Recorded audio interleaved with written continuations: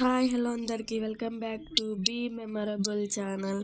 So ఈరోజైతే chicken pickle try చేద్దామని so అమ్మ వాళ్ళ ఇంటికి వచ్చాము. మేనత్త చేతి పికిల్.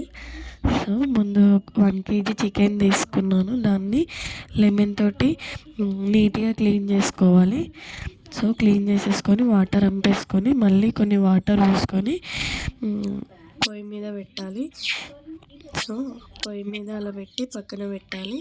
కాసేపు ఉడకనివ్వాలి దాన్ని మంచిగా. తర్వాత చికెన్కి కావాల్సిన మ్యాగ్నెట్ని రెడీ చేసుకుందాం. జీలకర్ర 2 స్పూన్స్, మెంతులు కొన్ని వేసుకొని సో అలా పొయ్యి ఆన్ చేసుకొని వేడి చేసుకోవాలి.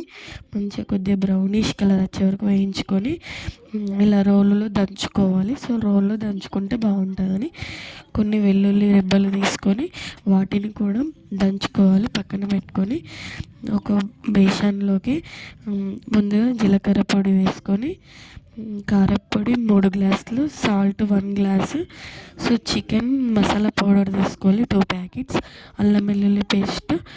సో అన్నీ బాగా మిక్స్ చేసుకొని పసుపు అన్నీ మిక్స్ చేసుకొని పక్కన పెట్టుకోవాలి. ముందుగా చికెన్ని వేడి చేస్తున్నాం కదా, అది మధ్య మధ్యలో కలుపుతూ ఉండాలి.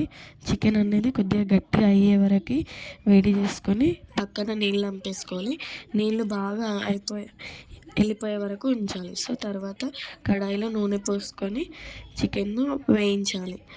సో చికెన్ కొద్దిగా బ్రౌనిష్ కలర్ వచ్చే వరకు వేయించాలి. సో బ్రౌనిష్ రాగానే పక్కన పెట్టుకున్న కారప్పొడి దాంట్లో చికెన్ వేసేసుకొని సో కలిపేసుకోవాలి. అదే ఆయిల్ని దాంట్లో వేసేసుకోవాలి. కొద్దిగా చల్లారిన తర్వాత సో వేడి చికెన్ పికిల్ రెడీ. లాస్ట్కి లెమన్ని ఒక 4-5 వరకు అట్లా పిండుకున్నాను నేనైతే. లెమన్ అక్కడ 3 చూపించాను కానీ 4-5 పిండాను.